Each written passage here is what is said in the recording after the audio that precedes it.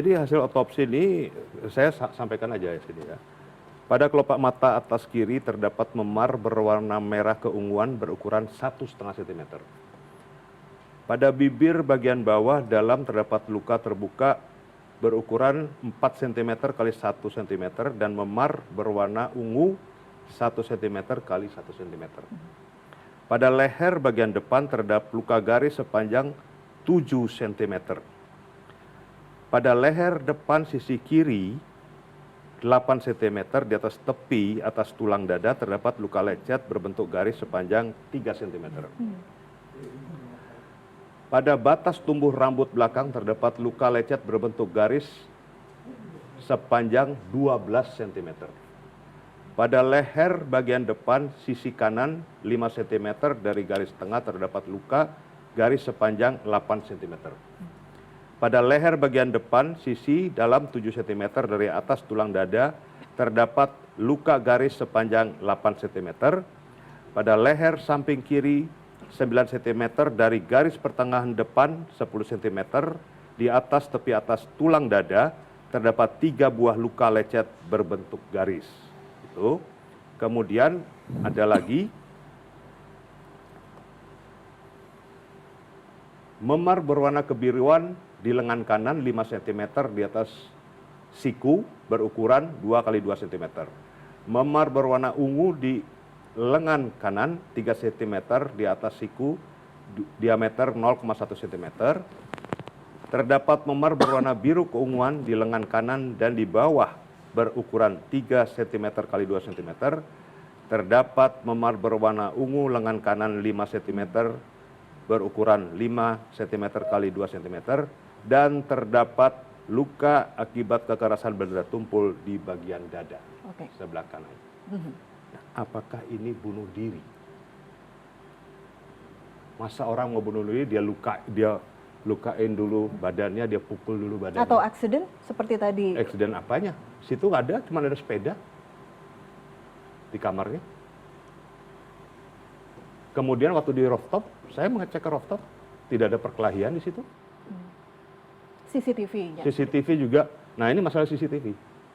Ketika CCTV kami tanya, pada saat almarhum keluar membuang yang dikatakan plastik atau sampah itu, pintu terkunci atau terbuka? Pertama dikatakan oleh penyelidik tertutup karena setelah itu almarhum masuk lagi pakai kartu akses. Saya suruh buka, CCTV bergerak. Ketika almarhum keluar, pintu tidak tertutup seluruhnya. Dan ketika almarhum masuk, almarhum cuma dorong dengan tangan, tidak pakai kartu akses, buka aja. Nah, posisi CCTV itu pada saat kejadian malam itu, dia hanya menyenter di kusen sebelah kiri yang ada engselnya. Tidak seluruh, tetapi pada pagi jam 8, itu baru disoroti semuanya. Pintu itu, CCTV itu baru menyoroti pintu ke arah kamar. Nah, saya tanya, itu atas permintaan siapa? Katanya kan keluarga yang minta, istrinya yang minta. Setelah konfirmasi, istrinya tidak minta. Dibantah. Waktu di Komisi 13 juga istrinya sampaikan. Tidak pernah minta pergeseran. Baru setelah itu penyelidik sampaikan. Atas permintaan dari pemilik kos.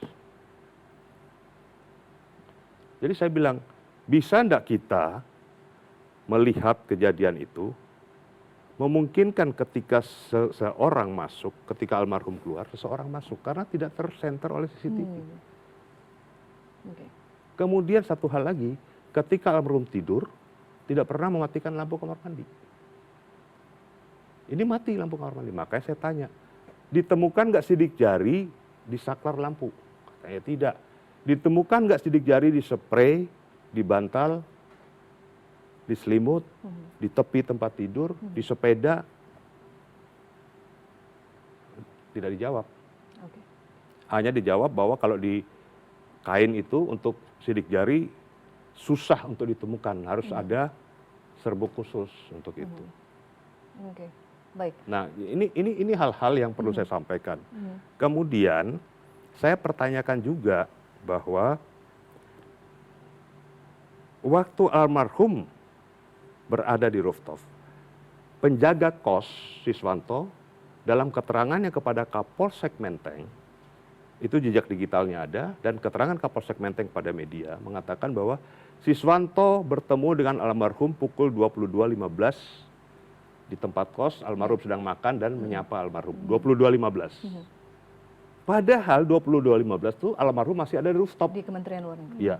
Kemudian pengakuan Siswanto lagi kepada Pak Ugroseno, Komjen Ugroseno, bahwa hari itu hujan, Siswanto jam 4 sore itu sudah di kamar tidur sampai pukul 1 dini hari. Oke. Ini kan ada pengakuan yang bertentangan. Jadi ada ketidaksesuaian keterangan. Ketidaksesuaian. Oke, oke. Selain itu juga ketika Siswanto subuh itu keluar, dia telanjang badan, bolak-balik, dia tidak melakukan sesuatu. Demikian juga ketika dia bawa sapu, tidak melakukan sesuatu. Nah, padahal kata dia ketika jam 1 itu, istri almarhum telepon masuk dan minta untuk mendobrak atau mengetuk pintu. Tidak dilakukan. Oke. Analisa kami, saya ini sudah beberapa kali menangani kasus pembunuhan ya. Pembunuhan staf UNHCR di Atambua yang dari Puerto Rico.